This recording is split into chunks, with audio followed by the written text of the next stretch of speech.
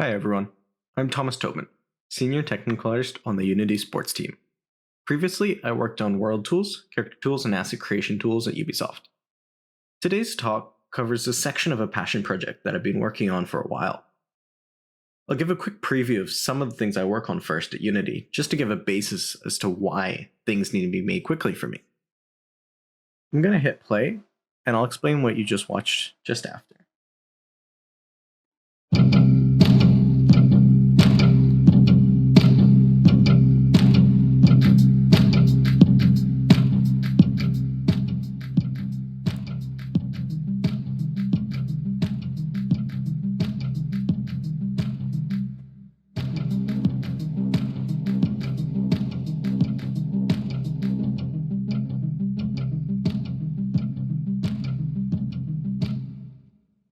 In essence, the concept of Metacast is capturing sports volumetrically, and that really is just putting a ton of cameras around an area. And we can capture it in 3D. We're pretty much presenting the next generation of media with an added layer of interactivity. To break that down, imagine you're watching on your TV. You just watched the most famous play happen in a rugby game. The first thing you want to do is replay and watch that moment back. Now you can see a highlight, and that could be crafted, but what if you wanted to just pull up your iPad and quickly look from any angle? Because the game was captured volumetrically, that means you can touch the iPad, rotate, and see it from any angle. Because it's also digital, we can place whatever you've captured anywhere you may want. Imagine a UFC fight in the middle of the ocean, a basketball game on the moon. It's really anything your mind can dream up. It's possible in Unity. So part of my role is helping quickly bringing that vision to reality. As a prototype, we want to kind of go as fast as possible and working as efficiently as possible, just to prove that, hey, is this an interesting concept? Does this look cool? Does this feel right? And it's all about bringing that feeling. What is the added layer? Is this a gimmick? Or is there something really concrete that you're bringing to the table here? So Metacast as a whole is quite a small team. So we really have to be efficient with our time and how we approach different problems. So one of the things I focus on, like I mentioned before, is environment build out or prototyping different set stages, all the lighting, all the camera work. And so the tool that I worked on today for my passion project really touches on that. And it's about building out silhouettes very quickly and just throwing on quick textures, throwing on post-processing materials, beautying it up without spending so much time honing this in, just so you can show someone at, say, a director level, they're not looking at a grayscale blockout. They're looking at something that's relatively pretty, and it gives them a much more concrete idea of, hey, do I like this? Let's spend money actually creating this environment. Let's hire a team and do this properly. So let's dive in. So the things I wanted to kind of set as like base level goals for this project, I'm going to level out time. I wanted this to be fast, obviously. It had to take me roughly 3 to 4 days to do everything. Pretty much everything you see in it is, for me, blockout level. There's nothing I'm not looking at very minute details. I'm not diving into meshes. I'm not retopologizing anything. I'm basically slapping paint on paper and saying, does that look good? It's kind of good.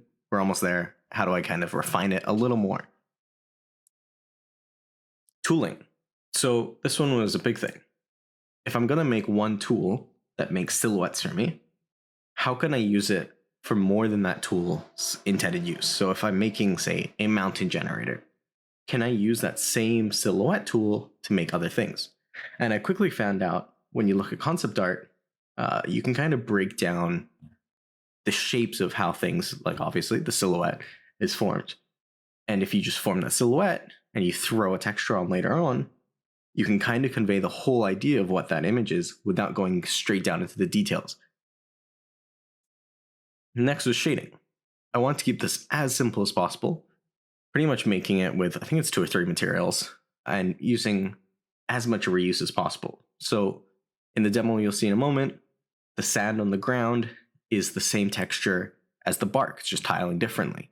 It says the same as the stone on the bones. It's the same as the material on the walls in the background. It's the same as the mountains. So it's just reusing as much as possible. The normal map on the sand is the water normal map. And so I didn't have to focus on so many small objects and have to recreate a ton of materials or have like a library. I can kind of just work on one general material and apply that to a lot of things. Lighting. So I wanted this to, again, be quickly.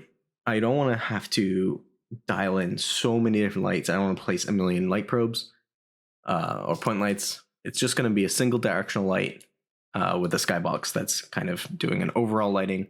It means I can just drop in a new HDRI image and kind of get a different look, a different feeling.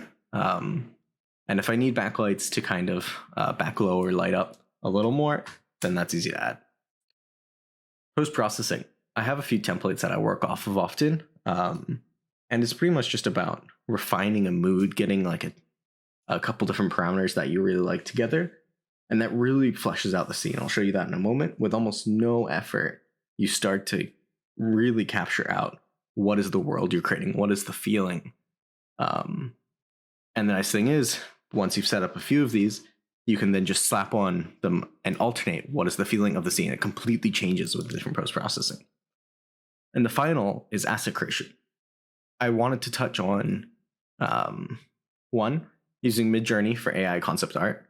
So I don't want to have to spend time drumming up concepts. If I just have a few like lines, you carefully craft a few sentences, just let it quickly pump out the artwork for you and kind of work off of that. You're not copying it. You're not making one for one, but just being inspired really quickly about a lot of different concepts. It works really well as a tool. And the next is, can you use Midjourney and then process them? I'm using a Unity tool called Art Engine to do this. And to make them actually usable in a game. So here's the demo of the scene. The core concept is an alien world.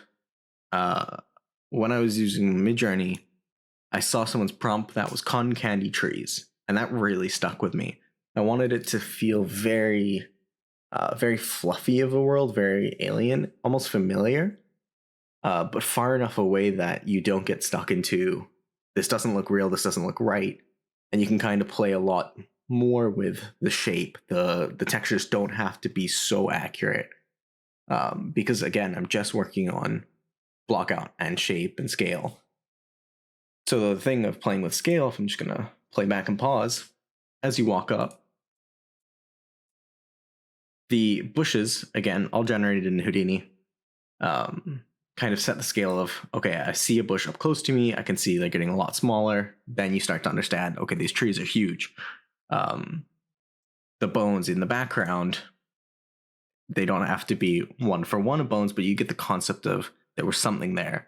You see the ships in the background. You start to get kind of an eye of where you are in the world, and that starts to set up the feeling of realism a little stronger.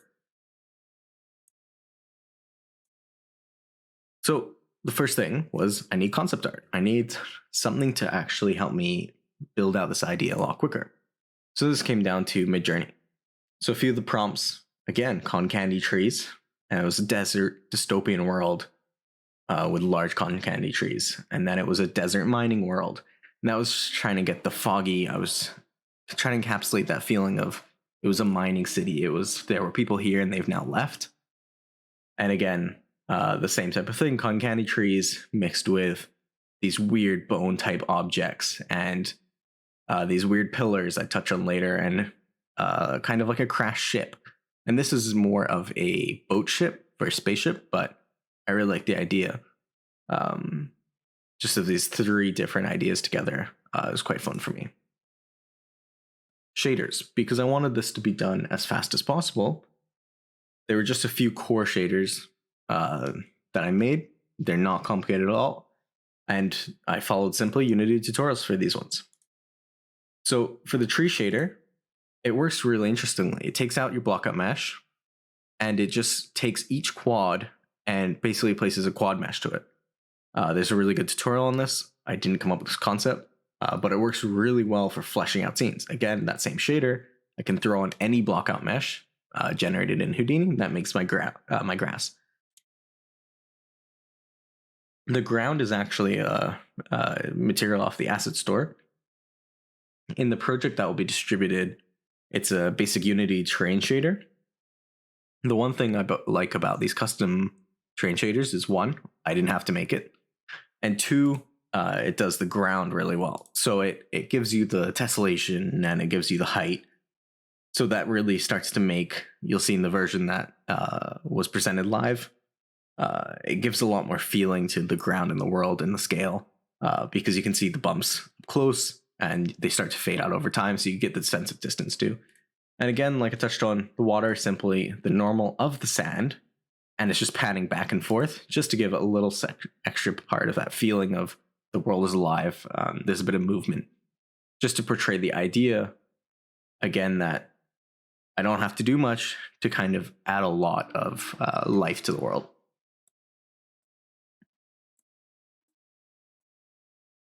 The final thing is post-processing and lighting.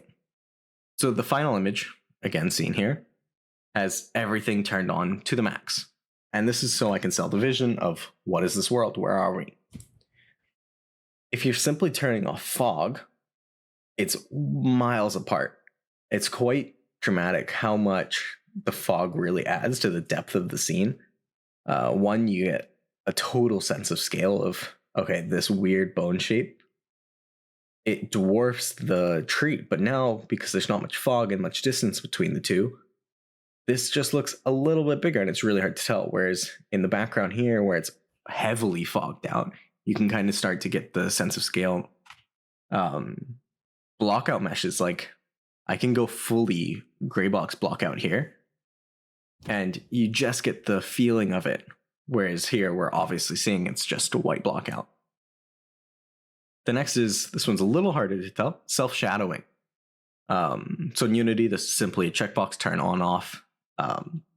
And you start to add depth between close objects to you. So having the grass all having AO and the shadowing of itself. And so you start to feel kind of where these objects are placed in the world. It's not just a straight blockout. And if we turn everything off, then you can see we're really working with the bare bones of nothing. There's almost nothing in the scene, and yet we can kind of make this world feel a lot more alive than it really is. Material generation. So the first thing is, one, you need to get Midjourney to try and generate you a tileable texture. You can see on the left, this is the input image that Midjourney gave me. On the right, it's tiling 4x4. You can see it obviously doesn't tile. You can see clearly the lines. And a big problem with that is, one, the border of the image doesn't tile, but two, you have very prominent features. So one of the things is that rock. I'm going to go back and forth. These two. In the image, my eye picks that out because they're very strongly colored compared to the blues and the very subtle yellows around. So if we mask out an art engine, again, this is a Unity tool. They have a node.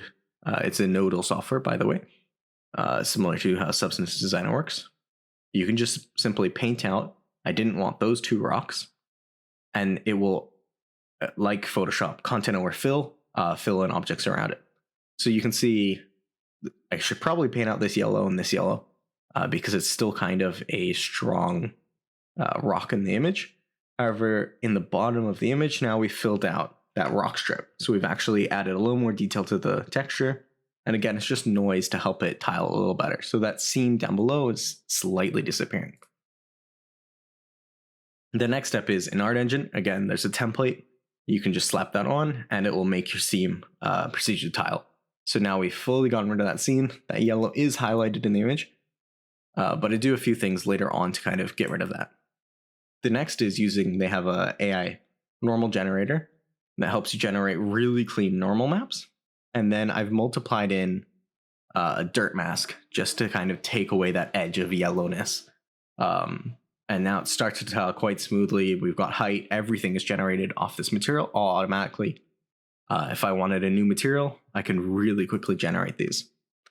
The whole node graph kind of looks like this. Again, I just have a make material AI template. It places down all the nodes for me. Everything in the blue box comes straight out of the box. It gives you that template already. And I've just dropped in my images. So it's almost no work on this front. Again, this is a full material in 30 seconds. A few of the materials in this project, all AI generated. We have our cotton candy texture. The sands are the same, they're just colored. We have a few metal paneling. Again, the rocks, this ship kind of weird paneling, and 2 greeble type textures. Houdini tools. So what did I need to make this all? 1, again, AI concept art. So when we look at this image, these are kind of the spaceship generator that I'll show in a moment. One of the cool things is when we look at these shapes, my eye starts to break out, okay, what actually makes the feeling of these images? So we're going to go and paint here.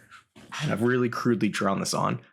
This is the kind of front profile. It's this revolving circle, and we've got a thicker one here. And here you've got 2 separate shapes. And then over time, there's probably a third one in here, and you just sweep between them. So the whole tool takes different sets of profiles along a mesh, and then you can just skin it. So if we look at the base level tool here, all it is doing is generating random silhouettes basically along a curve or a line, and then skinning them. And it's just bridging between lots of different shapes. So the first thing I needed was Rocky Mountains, and those are behind the camera in the scene. So if you do a very small amount of processing, you can straight away generate whole mountainscapes. And these are just blockout meshes again for me. There's no detail. The character's not walking on these, so they can be poly-reduced to almost nothing and just thrown in the distance to kind of give that feeling, that immersion into the world. Again, the same tool. How can I reuse my mountain tool to build more? I wanted those weird bone shapes. So I can just mirror it along the top line. And I think I had to clip the top of the height just to make it flat. And now as I'm sliding my slider of the seed random value, I can have these weird bone shapes just automatically being generated for me. The final was those weird shapes in the concept art. If you do it vertical this time, and then you just slice it with poly slice or mesh slice, you can get these really weird organic shapes, again, very quickly, just looking at the silhouette along a line. So, spaceship generator. This one was really interesting because there's so many different ways to approach this. And again, I was looking at Blockout. I wanted to portray the idea there was a spaceship on the ground close to you. So you just throw together a few of those silhouettes. And when you kind of make, so I'm going to look at this one real quickly. This shape would be a silhouette generator. And then I've taken that exact silhouette and just thrown down a copy and transform node and just duplicated it up. So I've got that height. Now with no effort, again, if I change the seed, you start to get a different feeling over the shape, but that general silhouette is set by the copy and transform. Again, it depends on how you copy and transform, but you can then do the wings. And it's all about playing with, okay, these are my silhouettes and how am I mirroring? So with the different setup of mirroring and shape making, you really vary the types of shapes that, for example, like a ship generator could make. When you start to push it, you can then go into something like a robot. So a robot generator can be done really quickly by just looking at, by the purple, the front face, the middle, and the back face. And we can really quickly generate these fun little aliens. And so looking at the shapes here, it's generating in real time, actually, these two GIFs. As I change the seed, it's going to be randomly changing up. Oops, let's go back. It's changing up the front profile, how it's connecting. So you're defining within the same blockout tools. Okay, how does another blockout tool connect to this?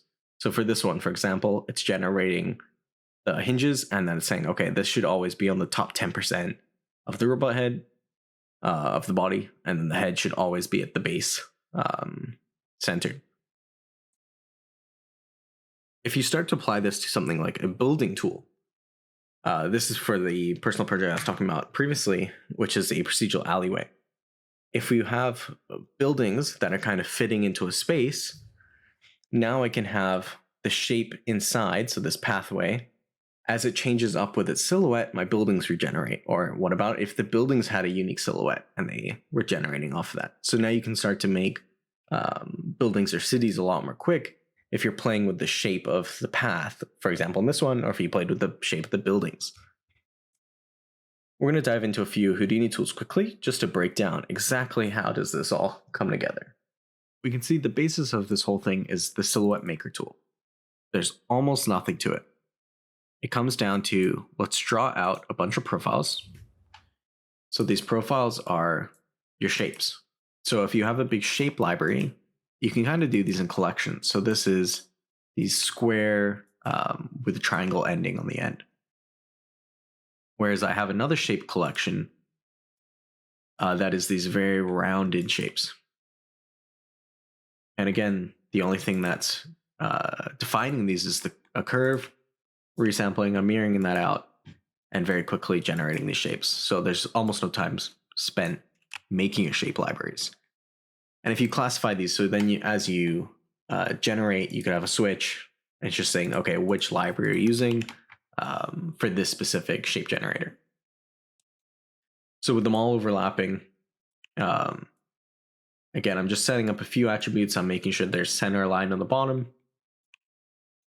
And we can just, as always, copy it along a spline. And we're just using attrib adjust color as a very simple way to do p-scale. So I wanted to, again, spend no time coding. I wanted to just drop down on as few nodes as possible.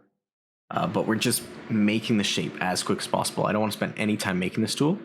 So if I can reuse other people's nodes, that really helps in this. So to show this out, I got to turn on use p-scale.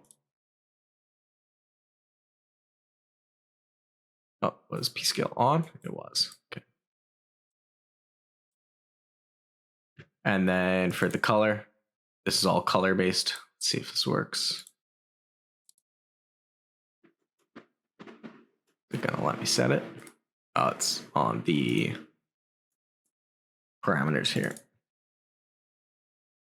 So now, depending on your p-scale ramp, so we're just using a color scale, you can set size really quickly.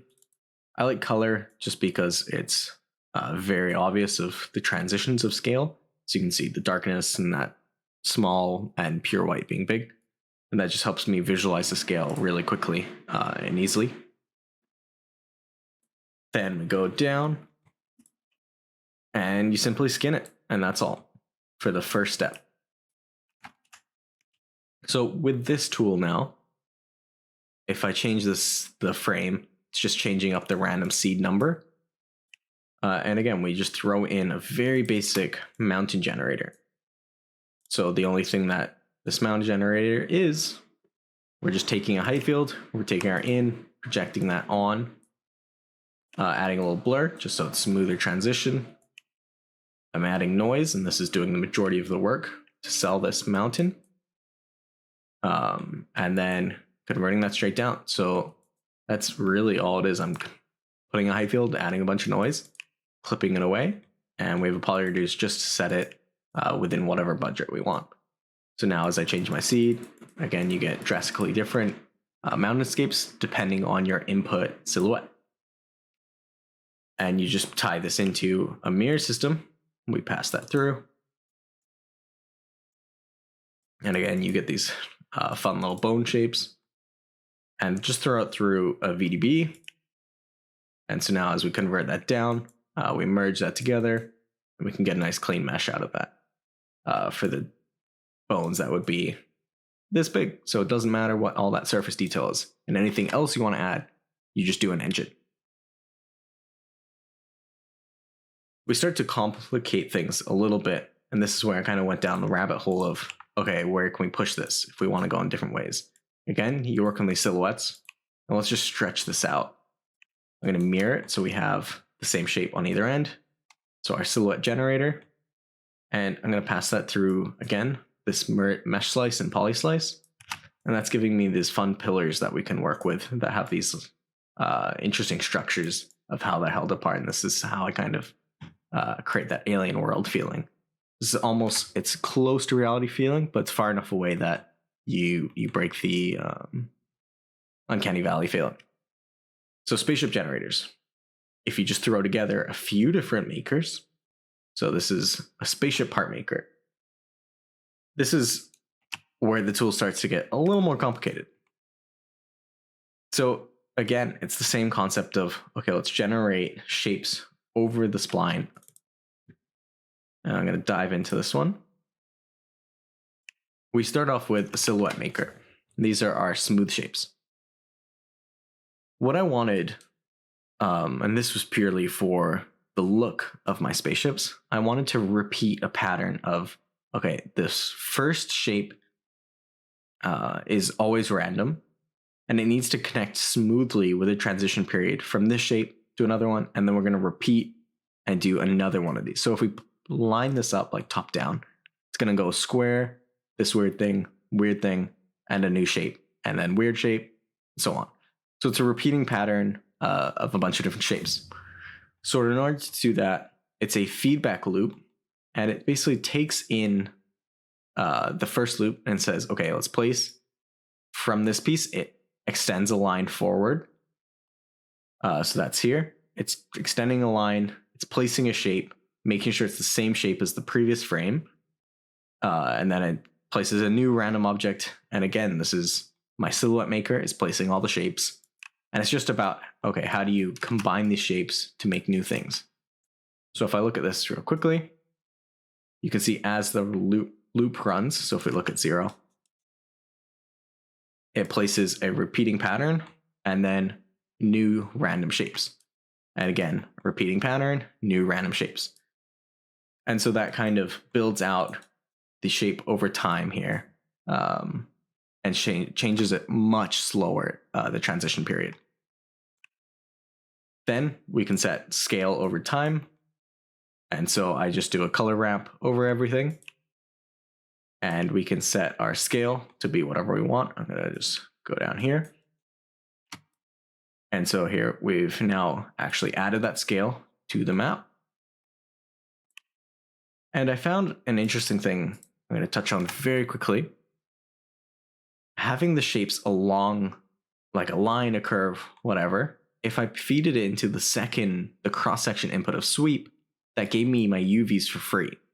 And that's because in the sweep, I just turn on compute UVs.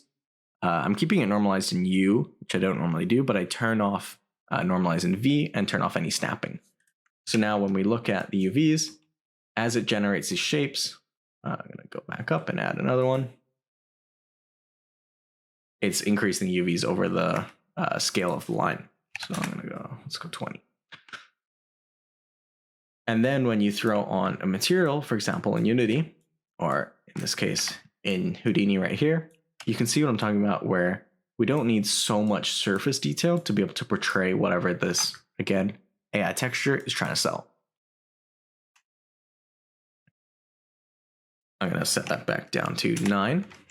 And again, very quickly throwing these shapes together. So we have long skinny meets second long and knife shaped, again with a different AI shape. AI texture. I'm mirroring them. And I just copied these to another shape generator. So we're going to look at that real quickly. It's cooking all together. This file will also be released, so you'll be able to dive in and look how this all comes together. And if we have our big ship body, again, like I said, we copy upwards, we start to get a lot more silhouette, a lot more interest in the shape, and we start merging together a bunch of these shape generators and their mirrors. And very quickly, you have your ship generator that can generate, it's a similar template, but the overall shape within pieces is changing. And there's a few different ones that you can play with. It depends on how you combine your mirror nodes, and that's going to generate a lot of different types of ships or robots or whatever type of thing you want to generate. But that's pretty much it. That's how I've approached creating a bunch of content very quickly. It's all about throwing it on paper, seeing what this looks like. I'm going to merge this back in. Let's all compute. And again, just let's look at the small details and then very quickly just copy them over and see how it makes up much larger objects.